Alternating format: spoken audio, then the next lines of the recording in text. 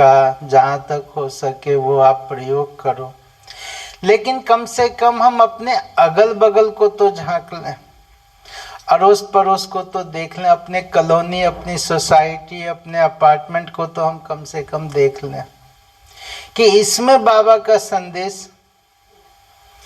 संदेश तो पहुंचे, संदेश तो जाए।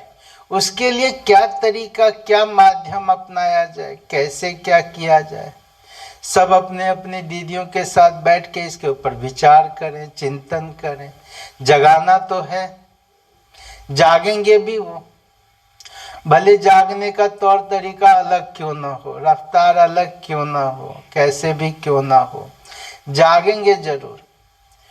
और बाबा इस समय एक ऐसे स्वरूप में हैं कि उन आत्माओं को बाबा कोई ना कोई ऐसी प्राप्ति करा के जगा रहा है। उनको जो चाहिए वही बाबा दिला करके उनको जगा रहा है। बस बाबा सिर्फ माध्यम बनाना चाहता है, और वो माध्यम हम बन जाएं।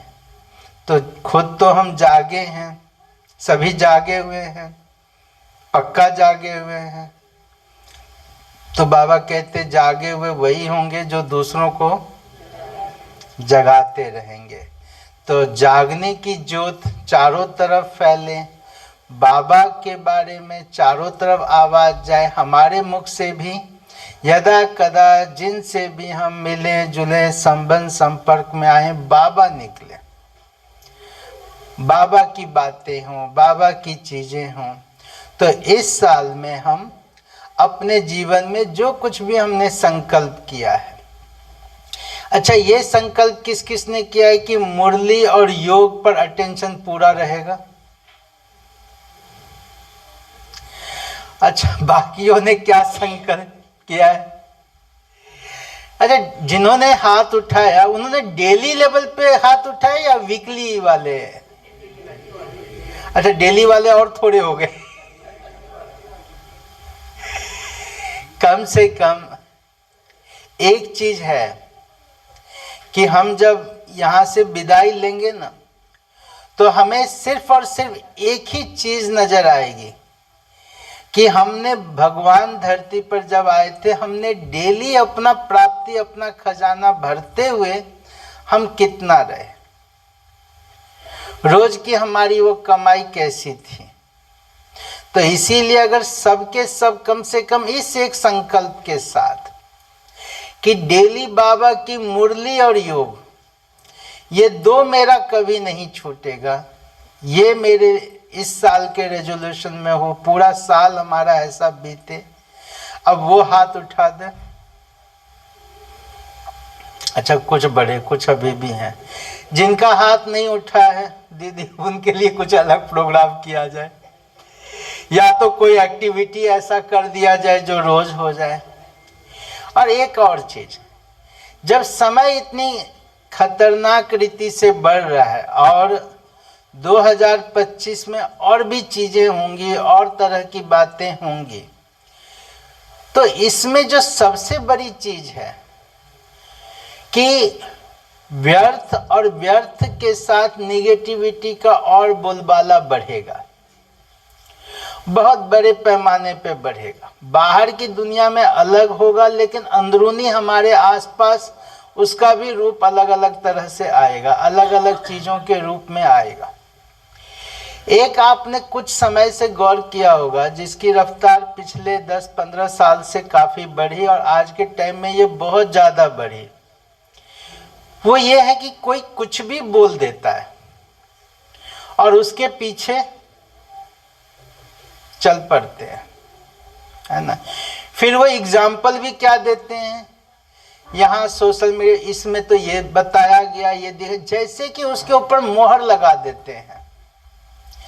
आने वाले टाइम में ये सब चीजें और भी अधिक बढ़ेंगी।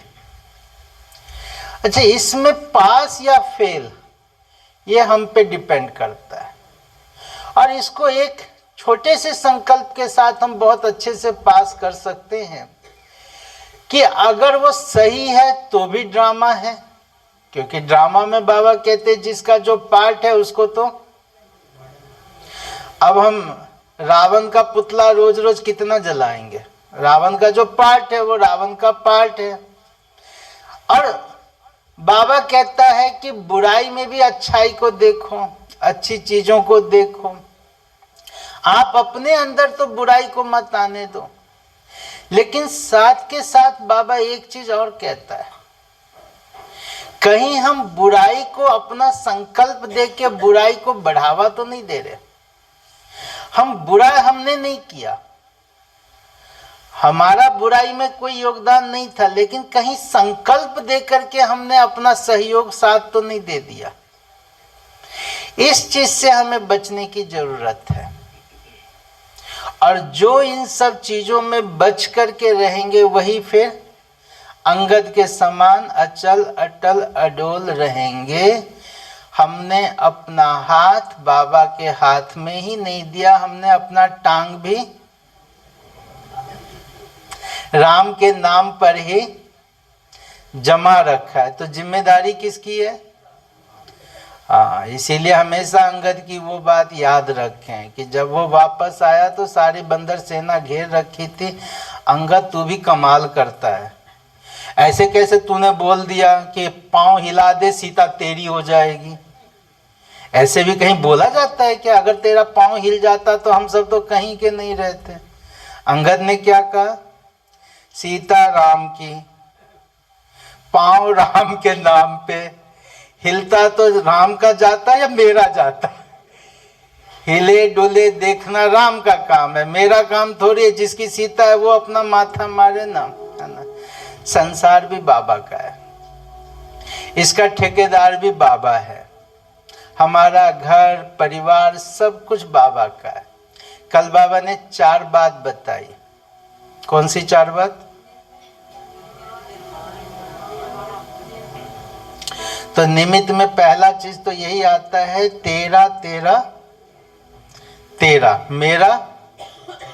तो हम किसी चीज के ठेकेदार भी पक्का पक्का। तो मेरे मन में कभी भी ये तो नहीं आएगा फलाने ने फलाना, ऐसा पक्का नहीं होगा। तो आप सबको इसी श्रेष्ठ संकल्प के साथ नए साल की एक बार फिर से बहुत बहुत बधाई, बहुत बहुत मुबारक। और अपना समय बचाते हुए, समय को निकालते हुए बाबा के संदेश को शिवरात्रि तक जन जन तक पहुंचाने का ये कार्य जरूर करें। बहुत बहुत धन्यवाद। ओम शांति।